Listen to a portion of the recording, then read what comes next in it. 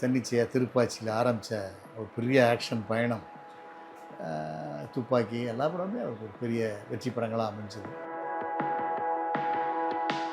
அவருடைய வெற்றி படங்கள் வரிசையில் ஒரு போக்கிரி, அந்த ஹிட்டுக்கு வருமானு எனக்கு தெரியல. ஒட்டு மொத்தமாக 10 பேர் விசாரிச்சா 8 பேர் விஜய்க்கு போட்டேன்றாங்க. ஆட்டோவில் ஏறினா விஜய்ன்றான். ஒரு பூக்காரிட்ட போய் ஏமா பூ கொடுமா, ஏமா யாருக்கு போட்டால் சில். என்னாச்சுமா, ஏமா துட்டு அங்கே வாங்கினியா? வாங்கினேன். திமுகவில் துட்டு வாங்கினியா? வாங்கினேன். ஏமா அப்படி போட்டேன்னு கேட்டால், அது எங்கள் காசு தானே. 4000 கோடி 5000 கோடியை வாங்கிட்டு ஏமாத்திட்டாங்க. ஒரு குறை அங்கங்கே இருக்குது. என்ன இருக்குன்னா, வேலைகள் நடக்க மாட்டேங்குதுன்னு மாதிரி சொல்கிறாங்க. இப்போ நான் உங்கள்கிட்ட ஒரு வருவாய்த்துறையில் ஒரு சர்டிஃபிகேட் வாங்க வரேன்னு வச்சுக்கோங்களேன். இது வரைக்கும் நான் 5000 ரூபா கொடுத்து உங்கள்கிட்ட சர்டிஃபிகேட் வாங்கினேன். இப்போ நீங்கள் என்ன சொல்கிறீங்க, லஞ்சம் வாங்கக்கூடாதுன்னு உங்களுக்கு இன்ஸ்ட்ரக்ஷன் ஆயிடுச்சு. நீங்கள் என்ன உடனே கொடுக்கணுமா? இப்போ இல்லை சார், 2 நாள் கழிச்சு வாங்க சார், வேறு வேலை இருக்குன்னு என்ன அலைய விடுது. விஜய் சார் ஆட்சிக்கு வர்றதுக்கு முன்னாலே ஓட்டுக்கு லஞ்சம் கொடுக்கறத கட் பண்ணிட்டார். 10 பைசா லஞ்சம் இல்லாமல் அவர் ஜெயிச்சிட்டார். ஜெயலலிதாவுக்கு சட்டசபையில் ஒரு வாட்டி ஒரு அவமானம் நடந்துச்சுல்ல, அந்த அம்மா அதை பெருசாக ஆயுதமாக எடுத்து அதை யூஸ் பண்ணி சிஎம் ஆனாங்க. அது மாதிரி விஜய்க்கு அந்த கரூர் மேட்ரு ரொம்ப குறைச்சி பேசுனது, அந்த தற்குறி அப்படின்னு சொன்னதெல்லாம் அவர் வச்ச குறி தப்பாதுங்க மாதிரி தான் அவர் போயிட்டார். தாவேக்காவா நீங்க சின்ன பசங்க விளையாட்டெல்லாம் கட்சி அரசியல்னு பேசிட்டு இருக்கீங்க அப்படிங்கிற. இப்போ இன்னைக்கு அவங்கெல்லாம் ஓடி ஒழிகிற மாதிரி ஆகிப்போச்சு. சிங்கப்பூர்லையும் மலேசியாலையும். இப்போ தனுஷ் சாரும் கொடியெல்லாம் அறிமுகப்படுத்தியிருக்காரு. சாரி, எனக்கு தனுஷ் சார் மேலே அரசியல் பெரிய நம்பிக்கை இல்லை. அரசியல் ஆசையே இல்லாத சூர்யாவை நான் கொஞ்சம் நம்புகிறேன். உலக சரித்திரத்தில், தேர்தல் சரித்திரத்தில் இப்போ தான் ஃபர்ஸ்ட் டைம் ஒரு குழந்தைங்க பிரச்சாரம் பண்ணி ஒரு மனிதன் ஜெயிச்சது. ப்ரோக் நேயர்களுக்கு வணக்கம். இன்று நம்முடன் இயக்குனர் பாரதி கண்ணன் அவர்கள் இணைந்துள்ளார். அவரோட விவாதிக்க போகிறோம். வணக்கம் சார். வணக்கம் சார். சார், மொத்த தமிழ் சினிமா மட்டுமல்ல, தமிழ்நாடே காத்திருக்கக்கூடிய ஒரு சம்பவம் ஜனநாயகன் ரிலீஸ் அப்படிங்கிறது. மாண்புமிகு தமிழக முதல்வர் அப்படின்னு சொல்லிட்டு ஒரு காலத்தில் ஒரு வேளை தேட்டரில் பார்த்துருக்கலாம் எம்ஜிஆர் சாருடைய படங்களில். இப்போ மறுபடியும் அந்த மூமெண்ட், இந்த ஒட்டுமொத்த டிரான்சிஷன் இருக்குல்ல சார், விஜய் சாருடைய ஆக்டர் டு சிஎம், எப்படி பார்க்குறீங்க இந்த பயணத்தை? ஆக்டராக இருந்தானே சிஎம்மாக வந்தார். சிஎம் ஆன பிறகு ஒரு ஆக்டராகல, ஆக்டரால் சிஎம்மாக வந்தார். நடிகர், ஆக்சுவலாக நல்ல நடிகர். அவருடைய எத்தனையோ படங்கள் இருக்குது. கில்லியிலேருந்து, சச்சின்லேருந்து, போக்கிரியிலேருந்து எவ்வளோ படங்களில் அவர் தன்னிச்சையாக திருப்பாச்சியில் ஆரம்பித்த ஒரு பெரிய ஆக்ஷன் பயணம், துப்பாக்கி எல்லா படமுமே அவருக்கு ஒரு பெரிய வெற்றி படங்களாக அமைஞ்சது. ஜனநாயகன், ஒரு துப்பாக்கி, ஒரு திருப்பாச்சி, ஒரு கில்லி, ஒரு அவருடைய வெற்றி படங்கள் வரிசையில் ஒரு போக்கிரி, அந்த ஹிட்டுக்கு வருமானு எனக்கு தெரியல. பட் என்ன இவருக்கு ப்ளஸ் பாயிண்ட்னா, இன்றைக்கி அவருக்கு இருக்கக்கூடிய கிரேஸு, கூட்டம் ஹெவியாக இருக்கிறதுனால படம் சுமாராக இருந்தாலும் வசூல் பெருசாக பண்ணிடுமோ அப்படிங்கிற ஒரு ரெக்கார்டு வெயிட்டிங்கில் இருக்குது. அந்த ரெக்கார்டு காப்பாற்றணும்னு நினைக்கிறேன். பட் நான் கேள்விப்பட்ட வகையில் ரிப்போர்ட் சிலர் ஆவரேஜாக சொல்கிறாங்க. நான் படம் பார்க்கலை, அதனால் அந்த ரிப்போர்ட்டை பற்றி நான் சொல்லக்கூடாது. நான் படம் பார்த்துட்டு தான் நான் சொல்லணும்னு நினச்சிட்ருக்கேன். வேணால் படம் பார்த்துட்டு உங்களுக்கு ஒன்றா ரிவ்யூ வேணா கொடுக்குறேன். சார், இப்போது பைரசி, நம்ம ரொம்ப காலமாக தமிழ் சினிமாலே சரி, இந்திய சினிமாலேயும் நம்ம இந்த பைரசி பற்றி பேசிகிட்டே இருக்கோம். ஒரு காலத்தில் திருட்டு சீடியாக வந்தது, அதுக்கப்புறம் கொஞ்சம் டெவலப் ஆகி நெட்டில் விட்டாங்க. அப்புறமா இப்போல்லாம் ஓடிடியே ஹை காப்பின்னு சொல்லிட்டு இப்போ ஓடிடிக்கே டூப்ளிகேட் வந்துருச்சு. ஸோ இந்த பைரசி அப்படிங்கிறது படம் வெளியே வந்த பிறகு அங்கங்க நடந்துகிட்டு இருந்தது, தெரியாது. இன்னைக்கு இது கூட இப்போ ஜனநாயகன் கூட பைரசி வெளியே கசிஞ்சு நிறைய பேர் காப்பியை போட்டு நெட்டில் போட்டு பார்த்துட்டாங்க, கிட்டத்தட்ட பார்த்துட்டாங்க. ஒருவேளை அவங்களுக்கு அந்த சின்ன செல்லில் பார்த்ததில் எஃபெக்ட் குறையாக இருந்து ஆவரேஜ்னு சொன்னாலும் சொல்லியிருக்கலாம். ஃபுல் ஸ்க்ரீனில் அவருடைய பிரம்மாண்டத்தோட ஃபைட்டு, அவர் சீனு, மாஸு அதெல்லாம் பார்த்தா மாஸ் ஹிட்டாகிறதுக்கு வாய்ப்பு இருக்குது. அந்த ரிப்போர்ட் ஒரு நூல் கம்மியாக வந்தது காரணம் அவருடைய நெட்டில் வந்ததுனால சொல்கிறாங்க. பட் நம்ம படம் பார்த்துட்டு தான் அதை பற்றி ரிவ்யூ சொல்லணும். பட் அதனால் ரெவன்யூ பாதிக்கும், ஒரு சின்ன பாதிப்பு இருக்குது. சார், இப்போது ஜனநாயகன் படம் லீக் ஆனது இழப்பா வெற்றியா விஜய் சார்? ஃபஸ்ட்டு இழப்பாக இருந்துச்சு, இப்போ வெற்றி ஆயிடுச்சு. அதை வச்சு வெற்றி ஆக்கிட்டார். இழப்பே ஒரு வெற்றி, ஒரு தோல்வி தான் வெற்றிக்கு காரணம்பாங்கல்ல, அது மாதிரி அந்த தோல்வியோடு அவருக்கு ஒரு சிம்பத்தியத்தை கிரியேட் பண்ணி அப்புறம் வெற்றியாக்கி மறுபடியும் அந்த படத்தை ரிலீஸ் பண்ணி அதையும் வெற்றியாக்கிறதுக்கு முயற்சி பண்ணிகிட்டு இருக்காங்க. மேபி. நிறைய அரசியல் கருத்து கணிப்புகள்லாம் பார்த்துருப்பீங்க உங்களுடைய அனுபவத்தில். தேர்தல் கருத்து கணிப்புகள் பார்த்துருப்பீங்க. நிறைய பேர் சொல்லுவாங்க ஓவர் கான்ஃபிடன்ஸில் பேசுகிறாங்கன்னு சொல்லுவாங்க. ஒரு தாவேக்கு ஆதரவாளர் கூட ஜனநாயகன் எப்போ வரும் அப்படிங்கிற ஒரு பத்திரிகையாளருடைய கேள்விக்கு அவர் சொல்கிறாரு, தேர்தலுக்கு முன்னாடி வந்தால் தளபதி விஜய் நடித்த ஜனநாயகன் அப்படின்னு வந்து டைட்டில் கார்டு போடுவோம், தேர்தலுக்கு அப்புறம் வந்தால் மாண்புமிகு தமிழ்நாடு முதல்வர் விஜய் நடித்த ஜனநாயகன்னு போடுவோன்னு சொன்னதுக்கு அப்போ பயங்கரமாக கலாச்சாங்க. என்ன கரெக்டு தானே? இதெல்லாம் எப்படி நடக்கும் அப்படின்னு கேட்ட நபர்கள் இருந்தாங்க இல்லையா? முதல்வராக எப்படி ஆவாருன்னு. அந்த மாதிரி கேட்ட நபர்கள் இருக்காங்க. நீங்க அந்த கருத்து கணிப்பு, மக்களுடைய கருத்து கணிப்பு, அதாவது மக்களுடைய அந்த பல்ஸை பிடிச்சிருக்கு, கரெக்டாக ட்ராவல் ஆகிருக்காரா அந்த அரசியலில்? எல்லாரும் சொல்கிறாங்க விஜய் கூட எதிர்பார்த்துருக்க மாட்டார் இந்த வெற்றியை, எதிர்கட்சிக்காரங்களும் எதிர்பார்க்கல, எல்லாம் எங்கே ஜெயிக்க போகிறோன்னா கொஞ்சம் அசால்ட்டாக இருந்தாங்க, அதனால் இவர் ஜெயிச்சார் அப்படின்னு சொல்கிறாங்க. பட் நான் வந்து அவருடைய கூட்டத்தை பார்த்து எனக்கு ஒரு மிரட்சி இருக்குது. இது உலக சரித்திரத்தில் யாருக்குமே இல்லை, இது கண்ணுக்கெட்டு தூரம் வரைக்கும் கூட்டமாக இருக்குது. எப்படி ஓட்டாக மாறாமல் இருக்கும்? இது ஓட்டாக மாறும்னு நான் சொல்லியிருக்கேன் நிறையா பேர்கிட்ட. அதிமுக காரங்கிட்டலாம் பந்தயம் கட்டியிருக்கேன். இங்கே உள்ள சாலிக்கிராம டிஎம்கே காரங்கிட்டலாம் தான் பந்தயம் இல்லைங்க, என்னமோ தப்பு நடக்க போகுது, பெரிய ஹிட்டாக போகிறாரு, எப்படி ஹிட் ஆவார்னு சொல்கிறீங்க? நாங்கள் இல்லை, ஒருவேளை 70-80 சீட்டு வந்து அதிமுக ஒரு 50 சீட்டு வந்து எல்லாம் சேர்ந்து ஜாயின் பண்ணி ஆட்சி அமைப்பாங்க அப்படின்னு நான் ஸ்ட்ராங்காக இருந்தேன். ஆனால் 108 வரும்னு நான் எதிர்பார்க்கல. ஒரு 70-60-70 சீட்டு வரும். ஆனால் 60-70 சீட்டு யாரும் சொல்லலை, 8 சீட்டு தான் சொன்னாங்க. நான் அதுலேருந்து 10 மடங்கு ஜாஸ்தியாக சொன்னேன். ஏன் சொன்னேன்னா, அதாவது எக்ஸிட் போல் ஒன்று ரிப்போர்ட் எடுத்தாங்கல்ல, அப்போ நான் 100% 80 சீட்டு வரும்னு சொன்னேன். ஏன்னா எப்படி எக்ஸிட் போல் வந்து 8 சீட்டு தான் வருவார், டிஎம்கே தான் ஆட்சி அமைக்க போகுதுன்ட்டாங்க. டிஎம்கே அறிவாலயத்தில் பந்தல்லாம் போட்டாங்க, பந்தல் போட்டாங்க, மினிஸ்டர் போஸ்டெல்லாம் ஒதுக்கிட்டாங்க. அப்புறம் இது லீடிங்கில் போக தான் பந்தலை பிரித்தாங்க. இது நடந்தது சரித்திரத்தில். இப்படி என்னென்னா, எனக்கு எப்படி எக்ஸிட் போலில் வந்து எப்படி எனக்கு கன்ஃபார்மாக தெரிஞ்சுன்னா, நான் எல்லா கல்யாண வீடு எங்கே மார்க்கெட்டு எங்கே போனாலும் நான் ஒரு ரிப்போர்ட்டர் மாதிரி எல்லாத்துட்டையும் விசாரித்தேன். ஒட்டு மொத்தமாக 10 பேர் விசாரித்தா 8 பேர் விஜய்க்கு போட்டேன்றாங்க. ஆட்டோவில் ஏறினா விஜய்ன்றான். ஒரு பூக்காரிட்ட போய் ஏமா பூ கொடுமா, ஏமா யாருக்கு போட்டால் சில், என்னாச்சுமா, ஏமா துட்டு அங்கே வாங்கினியா, வாங்கினேன், திமுகவில் துட்டு வாங்கினியா, வாங்கினேன், இப்போ ஏமா அப்படி போட்டேன்னு கேட்டால், அது எங்கள் காசு தானே, நாங்கள் போட்டதில் எந்த தப்பு, நாங்கள் விஜய்க்கு தான் போடுவோம். நாங்கள் ரைட், இது விஜயோட வெற்றி ஏதோ ஒரு அபரிதமான ஒரு வெற்றியாக இருக்க போது எனக்கு இல்லை. இது நாள் வரைக்கும் நடந்த ஊழல்லாம் பெரிய ஊழல்ல, இன்னைக்கு மக்கள் பண்ணியிருக்காங்க பாருங்க, இதுதான் பெரிய ஸ்கேம். 4000 கோடி 5000 கோடியை வாங்கிட்டு ஏமாத்திட்டாங்க சார். இப்போது அவருடைய ஆட்சி இப்போ வந்து நிறைய பேர் சொன்னாங்க, இல்லை இந்த கூட்டத்துக்கு வந்து அனுபவம் பத்தாது, மினிஸ்ட்ரி எல்லாம் ஃபார்ம் பண்ணவே அவங்களுக்கு ரொம்ப கஷ்டப்படுவாங்க அப்படின்னு சொன்னது. அடுத்தது வந்து இல்லை இது ஒரு வாரமே அவங்க வந்து விளறி போயிடுவாங்க, எல்லாம் பெயிண்ட் எல்லாம் காலி ஆயிரும் அப்படின்னு சொன்னாங்க. எக்கச்சக்க விமர்சனங்களுக்கு மத்தியில் தான் அவர் வந்து அந்த சீட்டில் உட்கார்ந்தார். கிட்டத்தட்ட அது ஒரு முள் இருக்கை தான். எப்படி உங்களுடைய கணிப்பு, உங்களுடைய அந்த மதிப்பீடு என்ன சார்? ஒரே ஒரு விஷயம், எதிர்கட்சி எதிர்பாராத சமயத்தில் இவர் குதிரை ஜெயிச்சிருச்சு. இவர் குதிரைலாம் கடைசி கூட வராதுன்னு முடிவெடுத்தாங்க. ஒரு உயரத்தை தாண்டும் போது ஏடிஎம்கே குதிரையும் திமுக குதிரையும் விழுந்துச்சு. இவர் ஜம்ப் பண்ணி போயிட்டார். இது அவங்க எதிர்பார்க்கல. இவர் குதிரை இவ்வளோ வேகமாக போய் ஒரு எல்கையை தொடும் அப்படின்னு எதிர்பார்க்கல. இப்போ ரொம்ப பயப்படுறாங்க. ஆஹா, என்ன நம்ம யாரை ஒன்றுக்காக மாட்டான்னு நினச்சோமோ அவன் எல்லாத்தையும் தாண்டி போயிட்டான், இனிமேல் இவரை நம்ம எப்படி டேக்கிள் பண்ண போகிறோம் அப்படிங்கிற ஒரு பதட்டத்தை ஏற்படுத்திச்சார். நம்பர் 1. நம்பர் 2, இருந்த கூட்டணி பூரா அவங்க போயிட்டாங்க. இப்போ இருக்கிறது ஏடிஎம்கே திமுகவும் சேர்ந்தால் தான் ஒரு கூட்டணியாக இருக்கும்போது தெரியுது. ஏன்னா பிஜேபியை சேர்த்துக்கலாம், இதுதான் கூட்டணி. திமுகவும் அதிமுகவும் கூட்டணியாக போடக்கூடாது, போட்டால் என்ன தப்பு? ரைட்டு தான். ஏன்னா ஒரு காலத்தில் காங்கிரஸும் திமுகவும் தானே இருந்துச்சு. இப்போ அதே காங்கிரஸ் திமுகவோட சேர்ந்துடலையா? இல்லை, இதை நம்ம 2 பேரும் பேசிக்கலாம், இல்லை வெளியே ஏதோ ஒரு 3வது மனுஷங்க பேசலாம். ஆனால் திமுக காரங்கள் ஆதரவாளர்களே இப்போ பேச ஆரம்பிக்கிறாங்க, ஏன் தாய் கழகத்தோட இணைகிறதுல தப்பு இல்லையே அப்படின்னு. பிஜேபியை கூட இணைவாங்க சார். காங்கிரஸ் போயிட்டாங்க, ஏன் BJP support, BJP DMK AIADMK 3 பேர் கூட இருக்கலாம், அவ்வளோதானே. என்ன இருக்குது? அந்த முடிவு கூட எடுக்க தயாராக இருப்பாங்க, எடுப்பாங்க. ஏன்னா ஜெயிக்கணும், அரசியலில் சார் ஜெயிக்கணுங்கிற ஒரு முடிவு இருக்குது.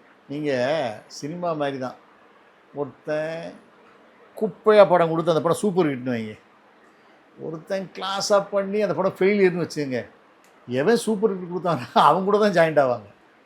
அந்த கிளாஸ் டைரக்டர் நல்ல தரமான படம் கொடுத்தவர்கிட்ட போக மாட்டாங்க.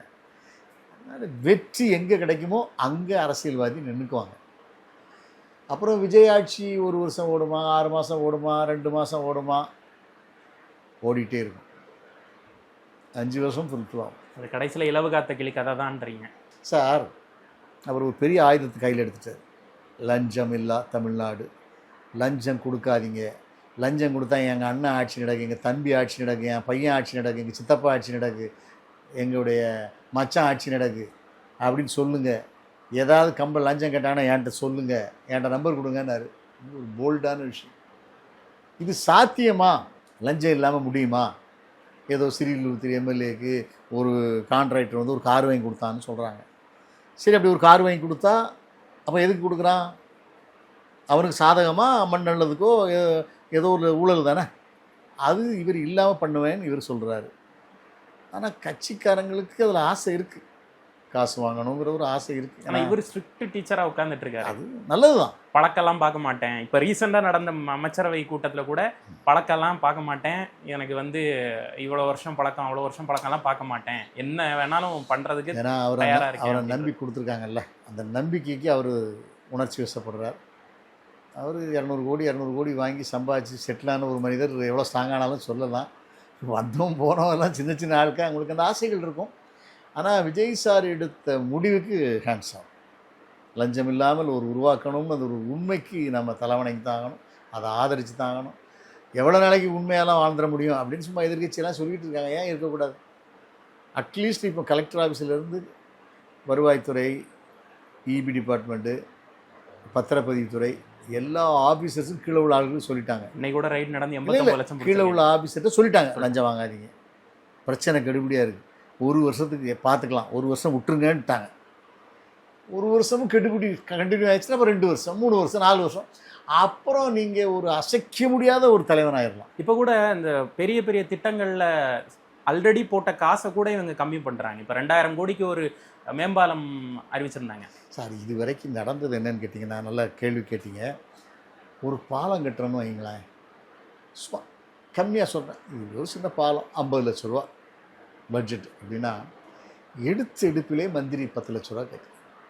நான் கான்ட்ராக்ட் 10 லட்ச ரூபா என்கிட்ட மந்திரி கொடுத்தா தான் இது உனக்கு இந்த கொட்டேஷனை நான் ஓகே பண்ணுவேன் அப்படின்னு அந்த கதை ஒரு மாமூலாக இருந்துச்சு. என்ன சார், நீங்கள் 10 ரூபா எடுத்திங்கன்னா 40 ரூபா எப்படி சார் பண்ணோ? என்னத்தையாவது கெட்டியா குறைஞ்ச விலை சிமெண்ட் போட்டு குறைஞ்ச விலை ஒரு 5 வருஷம் தாங்கினா போதும், அதுக்கப்புறம் அடுத்த ஆட்சிக்காரன் பாலம் கட்டிக்கிடுவான்.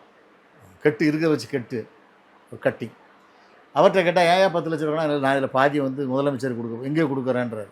இது நடந்தது உண்மை தான். இப்படி ஒரு பாரம்பரியம் இருந்துட்டு தான் செய்யுது. அதுக்கப்புறம் சும்மா டம்மியாக சொல்கிறேன், ஒரு பாலம் கட்டணுன்னா கவர்மெண்ட் கம்மியாக கோட் பண்ண அவனுக்கு தான் கொடுக்கணும்னு ஒரு கணக்கு. ஒருத்தன் கம்மியாக கோட் பண்ணுறான், அவன் 50 லட்ச ரூபானா இது வரைக்கும் மந்திரிகளுக்கே 10 லட்ச ரூபா கொடுக்க வேண்டிய கண்டிஷன் ஆயிடுச்சு. அதுக்கு அடுத்து நெடுஞ்சாலைத்துறை ஓகேன்னு சொன்னேன், ஏஇ அப்படின்னு ஒரு இன்ஜினியர், அவருக்கு ஒரு 2 லட்சம் ரூபா.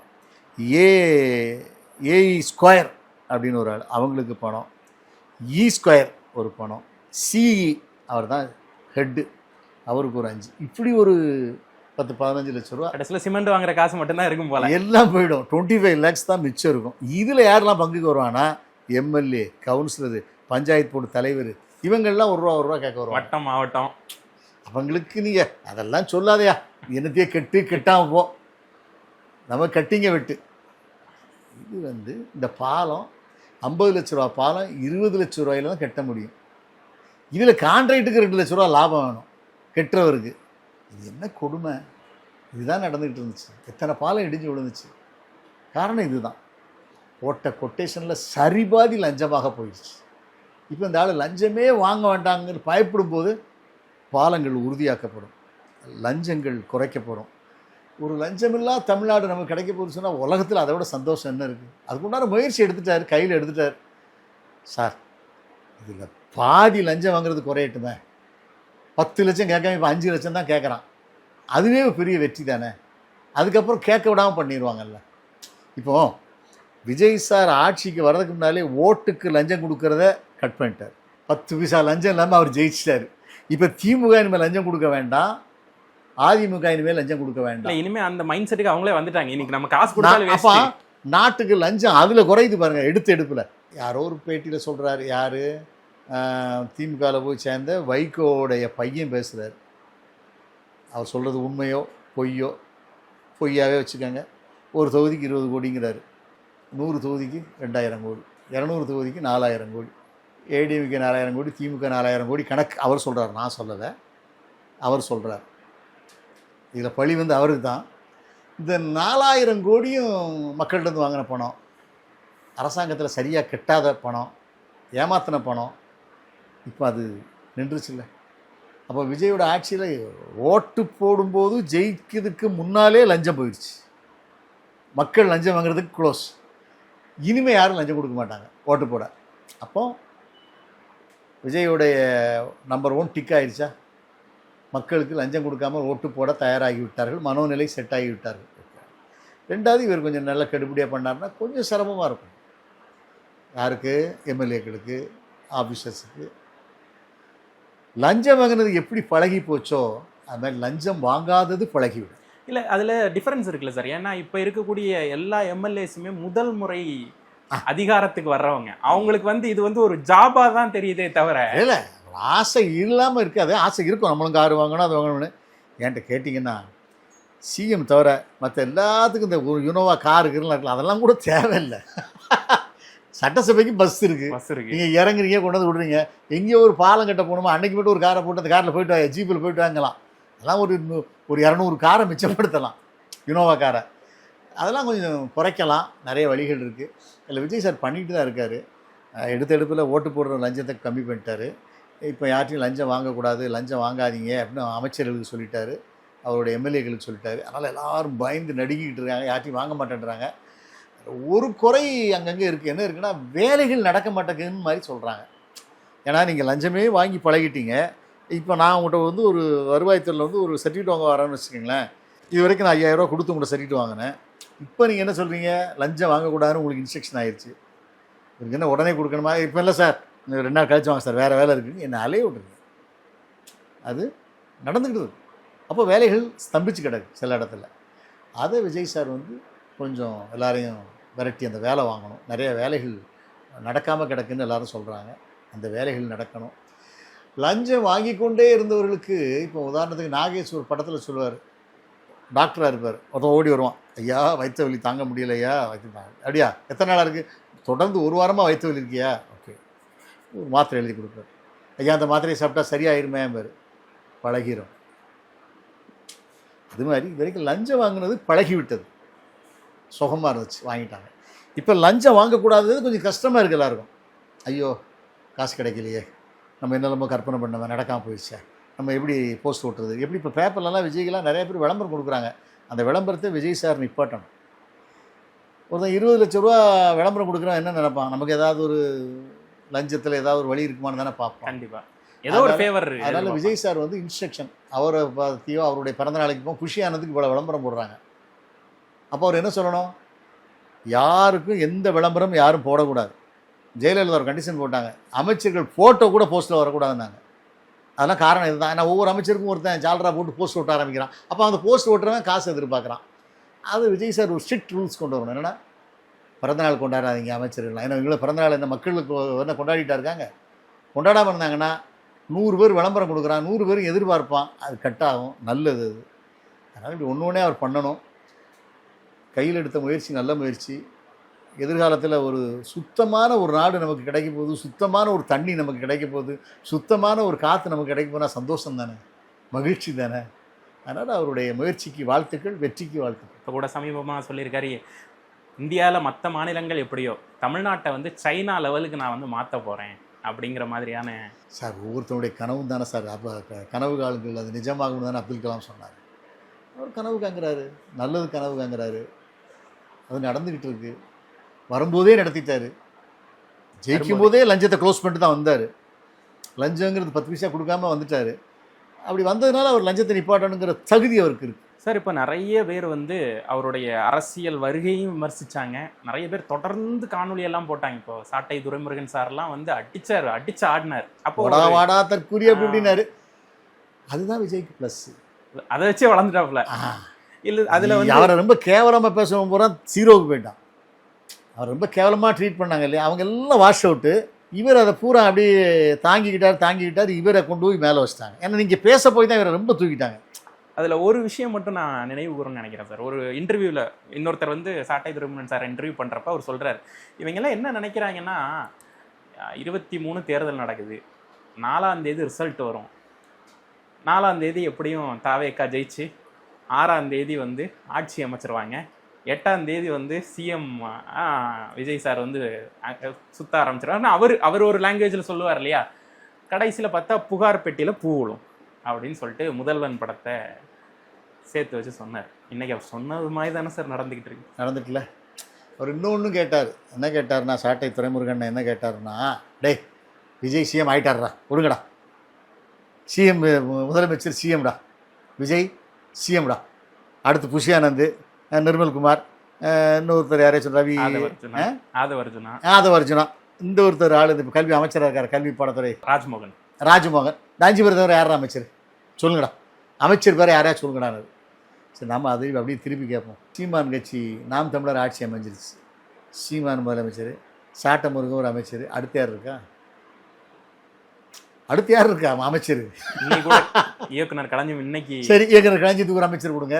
போயிட்டார், அவர் கட்சியை விட்டே போயிட்டாரா? Right, okay. இன்னும் 4-5 பேரை வச்சுக்கோங்க. அவருக்கு 4 பேர் 5 பேர் தானே இருப்பாங்க. இப்போ நீ அடுத்தவன கட்சியில் போய் 5 பேரை விட உங்கள் கட்சியில் யார் அமைச்சராக இருக்கான்னு கேட்டேன். உங்கள் கட்சியில் 5 பேர் தானே இருக்காங்க. அதனால் அவரை தாக்குவது, யாரையுமே ரொம்ப அவமானமாக பேசுகிறது, அது அவங்களுக்கு ப்ளஸ் ஆகிடும். அது அவங்களுக்கு கடவுள் கொடுக்குற ஒரு பெரிய ஹரிச்சந்திர சோதனை மாதிரி தான். தாங்கிக்கடா நீ தான். கரூர்லாம் ரொம்ப அவருக்கு ஒரு பெரிய நெருக்கடி இல்லையா? அது ஒரு ப்ளஸ் ஆகிடுச்சு. கரூருக்கு முன் கரூருக்கு பின்னு தான் என்ன பண்ணாலும் அது ஒன்றும் பாதிக்கலையே. அவரை பண்ண அவமானங்கள், அவருக்கு பண்ண விஷயங்கள் எல்லாமே அவருக்கு ப்ளஸ் ஆகிட்டு.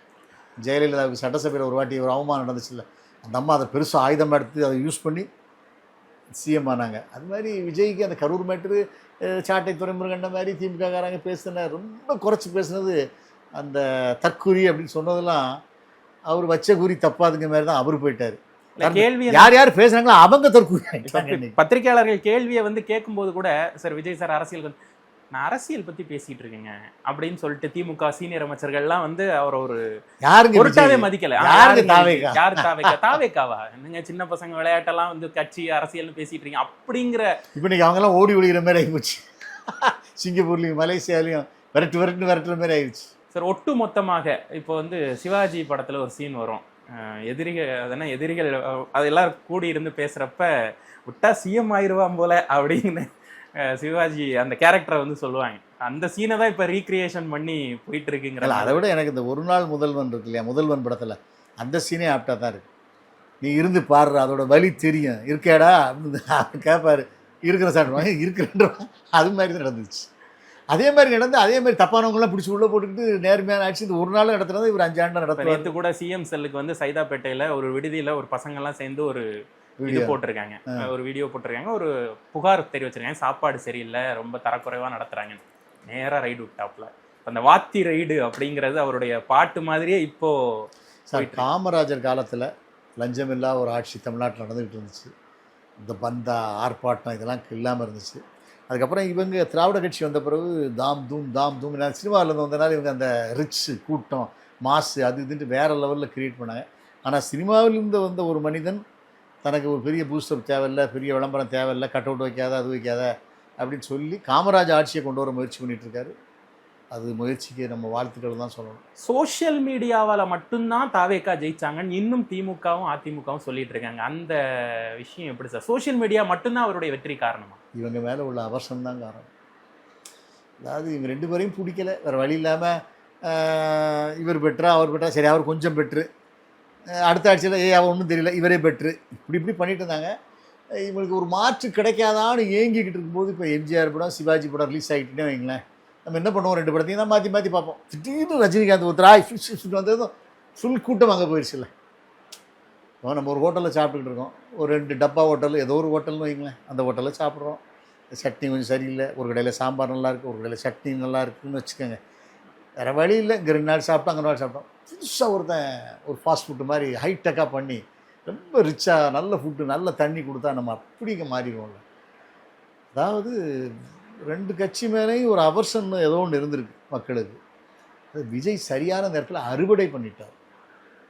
அந்த அறுவடை பண்ணக்கூடிய சாமர்த்தியம் இருந்திருக்கு. ரஜினி சார் அறுவடை பண்ணியிருக்கலாம், அவர் விட்டார். இவர் போல்டாக பேசினார், அறுவடை பண்ணிட்டார். இந்த ஒட்டுமொத்த இந்த தேர்தல் மாற்றமும் ஒரு ஜென்சி புரட்சின்னு எடுத்துக்கலாமா சார்? இன்னைக்கு இருக்கக்கூடிய பசங்கள்லாம் சேர்ந்து ஒட்டுமொத்தமாக மாற்றிட்டாங்க அப்படின்னு. யூத் தான் மாணவர் படையால் ஒரு சமூகம் மாற்றம் கிடைச்சது மாதிரி யூத்தால் கிடச்சிச்சு. கொஞ்சம் அதுக்கு சப்போர்ட்டு பெரியவங்களும் பண்ணிட்டாங்க, அல்லது இவ்வளோ பெரிய கிட்ட ஆயிருக்காது. இல்லை சார், பசங்களோட புஷ் இருக்குல்ல, ஓட்டு போடுங்க விஜய் மாமாவுக்கு ஓட்டு போடுங்க, விஜய் அண்ணனுக்கு ஓட்டு போடுங்க, அண்ணனுக்கு ஓட்டு போடாங்க. உலக சரித்திரத்தில் தேர்தல் சரித்திரத்தில் இப்போ தான் ஃபர்ஸ்ட் டைம் ஒரு குழந்தைங்க பிரச்சாரம் பண்ணி ஒரு மனிதன் ஜெயிச்சது. தொடர்ந்து விவாதிப்போம் சார். நீங்கள் சொன்ன மாதிரி ஒரு ஊழலற்ற நிர்வாகம், நீங்கள் சொன்ன அந்த ஒரு விஷயமே என் மைண்டுக்குள்ளே ஓடி இருக்கு. ஒரு சுத்தமான தண்ணி, சுத்தமான காற்று, ஒரு நல்ல அதை ஏன் நம்ம சந்தோஷமாக எடுத்துக்க வேண்டியதானே? ஒரு இன்ஃப்ராஸ்ட்ரக்சர் கிடைக்கிறதே கஷ்டம். நல்ல சாப்பாடு, நல்ல காற்று, நல்ல தண்ணி, இதெல்லாம் நமக்கு கிடைக்கும் போது நம்ம எப்படி மறுக்க முடியும்? இவ்வளோ நாளும் ஏதோ வேறு வழி இல்லாமல் கல்லுகள்லாம் போட்டாங்க, அந்த கல் எடுத்துகிட்டு சாப்பிட்டோம்.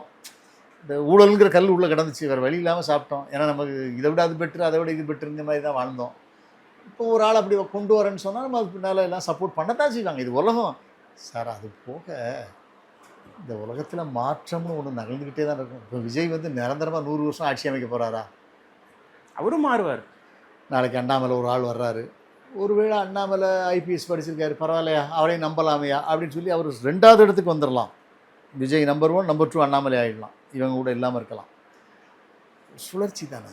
அந்த விஜய் விசஸ் அண்ணாமலையை நோக்கி தான் நகர்ந்துக்கிட்டு இருக்கு இல்லையா களம்? இருக்கு. ஏன்னா எல்லாருமே ஒரு காலத்தில் வீடு வாசல் எல்லாத்தையும் பிள்ளைங்க இருந்தால் பிள்ளைங்க கையில் கொடுக்க போகிறோம், அல்லது நமக்கு நம்மளை எவன் கவனிக்கிறான், எவன் நமக்கு ஹெல்ப் பண்ணுறானோ அவன்கிட்ட கவாப்பா நம்ம டைம் முடியுது, இந்த வச்சுக்க, கொடுத்து தான் ஆகணும்.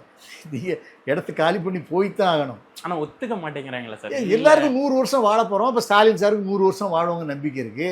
எடப்பாடி உடம்பை செக் பண்ணுறாரு, அது 100 வருஷம் வண்டி ஓடிடும் போலுக்குன்னு நினைக்கிறாரு. அவங்க நினைக்கலாம். பட் அப்படி சின்ன ஒரு படி லைட்டாக ஸ்லிப் ஆச்சுன்னா அடிப்பட்டா எந்திக்க முடியாது, ஆஸ்பத்திரிலாம் கிடக்கணும். அது ஸ்லிப் ஆகும். விஜய் மக்கள் இயக்கத்தில் கொடி, அந்த கொடியிலிருந்து ஆரம்பித்த அரசியல் அப்படின்னு போயிட்டு இருக்கு. இப்போ தனுஷ் சாரும் கொடியெல்லாம் அறிமுகப்படுத்தியிருக்காரு, சுப்பிரமணிய சிவா சாரும் அங்கங்கே அரசியல் பேச்செல்லாம் வருது. உங்களுடைய பார்வை என்ன சார்? சார், எனக்கு தனுஷ் சார் மேலே அரசியல் பெரிய நம்பிக்கை இல்லை. அரசியல் ஆசையே இல்லாத சூர்யாவை நான் கொஞ்சம் நம்புகிறேன். சூர்யா ஒரு கட்சி உதாரணத்துக்கு ஆரம்பிக்கிறான்னு வைங்களேன், ஒரு மக்கள் இயக்கம், ஒரு மக்கள் கழகம், சூர்யா மக்கள் ஏதோ ஒரு கழகம் ஆரம்பி, அவருக்கு ஒரு வாண்டாடு இருக்குது. ஏன்னா அவர் எக்கச்சக்கம் பேரை படிக்க வச்சிருக்காரு, நிறைய தகுதி சோஷியல் ஆக்டிவிட்டி. ஃபர்ஸ்ட் அவருக்கு தகுதி இருக்குது. ஆயிரக்கணக்கான பிள்ளைங்களை படிக்க வச்சு அந்த ஒரு தகுதி போதாதான்? நிறையா கொஞ்சம் இப்போ ஹெல்ப் பாயிண்ட் பண்ணுறாரு, கொஞ்சம் அன்னதானம் ஸ்டார்ட் பண்ணாருன்னா அது ஒன்று யூஸ் ஆகும். அது போக அவர் கட்சி ஆரம்பிச்சாரா சார், இன்னும் ப்ளஸ்ன்னு கேட்டிங்கன்னா, திமுகவோ அதிமுகவோ நாளைக்கு அவருக்கு ஒரு 50 சீட் கொடுப்பாங்க. ஏன்னா விஜயை எதுக்குதுக்கு அவங்களுக்கு தளபதி இல்லை, ஆள் இல்லை. சூர்யா மாதிரி ஆட்கள் வரலாம். வேறு தனுஷ்லாம் இது வரைக்கும் எதுவும் பண்ணலை. இப்போ சூர்யா சார் வந்து அரசியல் வரணுங்கிறதுக்காக ஆரம்பிக்கலை, அவருக்கு அப்படி ஒரு தாட் இருந்தது, வந்தார். விஜய் சார் கூட அப்படி பண்ணலை, சூர்யா பண்ணியிருக்காரு. அதனால் எதிர்காலத்தில் சூர்யா மேலே நான் நம்புகிறேன். நீங்கள் ஒரு ஆள் சொல்கிறீங்க, நான் ஒரு ஆள். ஒரு ஃபிட்டான ஒரு காம்படிட்டரை இன்ட்ரடியூஸ் பண்ணியிருக்கீங்க. ஓடுவாருன்னு நினைக்கிறேன். ஈஸியாக காம்படிட்டர் ஓடுறதுக்கு தகுதியான ஆள், எல்லாத்தையும் வளர்த்து வச்சுருக்காரு. நியாயமான ஒரு மனிதர். அப்பா மேலே ஒரு பெரிய மரியாதை அந்த இண்டஸ்ட்ரியில் இருக்குது. அப்புறம் இந்த உலகத்தில் அழிக்க முடியாத ஒரு ஜாதின்னு ஒன்று இருக்குல்ல, அது கவுண்டர்களாக இருக்கிறதுனால அந்த கோயம்புத்தூர், சேலம், மதுரை, திருச்சி, அதுக்கு திருச்சி பெல்ட்டு, அது அவருக்கு ஒரு யூஸ் ஆகும். நீங்கள் சொல்கிறது வந்து ஒரு ஃப்யூச்சர் தமிழ்நாடு அரசியல் வந்து சீனே மாறிடும்ன்றீங்க. அதுக்கான வாய்ப்பு பிரகாசமாக இருக்குது. தொடர்ந்து விவாதிப்போம் சார். இன்னும் நிறைய விஷயங்கள் பேச அவங்க ரொம்ப இன்ட்ரெஸ்டிங்காக போயிட்டு இருக்கு. உங்களுடைய நேரத்திற்கும் கருத்திற்கும் ரொம்ப நன்றி சார்.